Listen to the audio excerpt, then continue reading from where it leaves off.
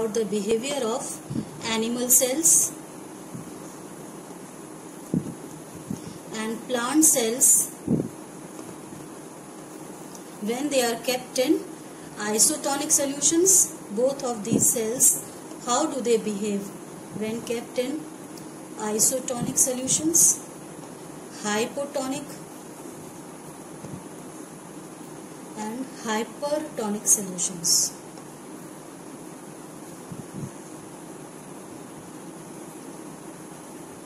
Now first you have to know the meaning of isotonic, hypotonic and hypertonic. Isotonic is when this is the cell, and when it is placed in a solution, the concentration of the solution is the same as that of the cell. Both the solution as well as the cell, they are having the same concentration. Concentration means the number of solute present in the solvent, they are the same inside the cell as well as outside the cell. In hypotonic, what happens is, when a cell is placed in a hypotonic solution, the concentration of solutes outside the cell is less as compared to that inside the cell. There are more number of solutes present inside the cell as compared to outside the cell. And hypertonic solution is reverse of hypotonic. In this case, when the cell is placed in a solution, in hypertonic case, the concentration of solutes is more outside the cell as compared to inside the cell. Now what are the solutes? The solutes are all the ions, all the nutrients, sodium, potassium, minerals, all those things that are present in the solute form. While what is a solution? Solution is formed of a liquid phase and some solid particles. The solution, what is basically a solution? A solution is something that has a liquid phase to it. A liquid can be water, alcohol or any other liquid medium. Plus it has some solid particles in it. And these solid particles, they can be anything. The solid particles can be proteins, the carbohydrates, the glucose, the vitamins, minerals, salts, anything that forms a solid part. So this is basically what a solution is. And the plants and the animal cells, they behave differently when placed in each of these solutions, the isotonic, the hypotonic and hypertonic. The solution can be the same in each case, but the behavior of animal and plant cell in each of these solutions is different. Now this is what we are going to study now. What is the difference between the behavior of animal and plant cells?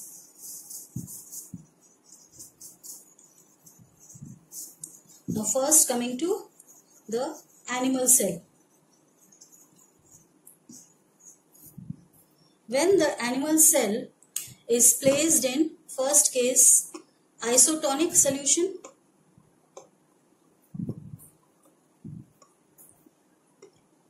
in isotonic solution, we know the concentration is same outside and inside the cell. So what happens is that there is no change in the structure of animal cell. No change. This is because the amount of water that goes inside the cell is the same as the amount of water that leaves the cell.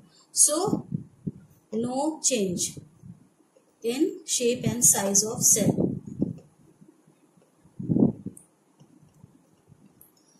So for isotonic solution, it is the same for both animal as well as plant cells. there won't be any change in the shape and size of the plant cell also.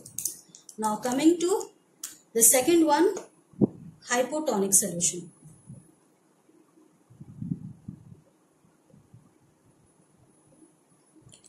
When you see an animal cell inside a hypotonic solution, this is the animal cell. You know, do you remember that animal cell, they don't have cell walls, they only have cell membranes. So when the animal cell is placed inside the hypotonic solution, what happens is the hypotonic solution, what does it mean? The concentration of solutes is less outside and solutes are more inside the cell. So in this case, the water molecules, they will enter the cell.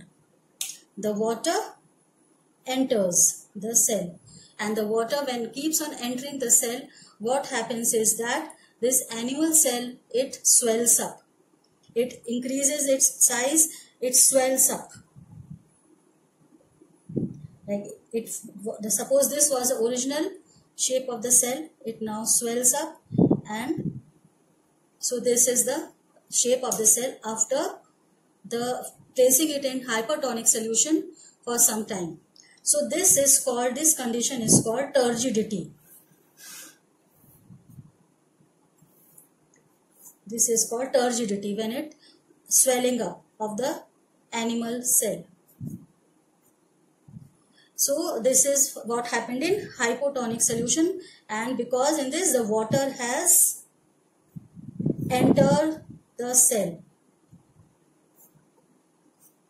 and this condition is known as endoosmosis. Endoosmosis has taken place. Now coming to the third condition, the hypertonic condition. What happens in hypertonic condition is the animal cell first we are talking about, was placed in a concentrated solution, means the number of solutes in the solution was more as compared to the animal cells. This was more concentrated and less solutes inside the cell. And so what will happen? Just the reverse of what happened in hypotonic, water will leave the animal cell. So water leaves, or this process is called exoosmosis. Exoosmosis that has taken place, and this animal's this shell, it shrivels in size, or we call it that the crenation has taken place. Crenation has taken place. It shrivels in size, and so after some time, what you will see, the final shape of the cell is like this. It has shriveled in size. So this was the isotonic, and this was the hypertonic solution, third case. So one more thing I like to add here in hypotonic, if the cell is continued to be present inside the hypotonic solution, after some time what happens is that the cell will burst. So the cell actually it bursts, and what remains of the cell afterwards is known as the ghost cell. So this is also the stage that comes if the cell it continues to remain in the hypotonic solution. So we saw that there were three stages. These are the three stages of the animal cell. This is the hypertonic.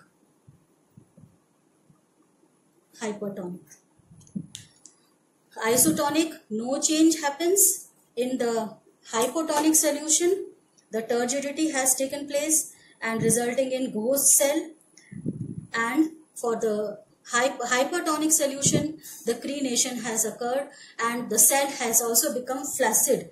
In this, we also call this stage, this is also called a flaccid condition. Flaccid. The cell becomes flaccid here. Here it became turgid. So these terms are very, very important. I would say you have to remember these words. the turgidity, the flaccidity. These two terms are very important. And the endoosmosis, what is endoosmosis and what is exoosmosis. So these are something very important that have to be remembered. Now in the next video, I will tell you about the behavior of plant cells.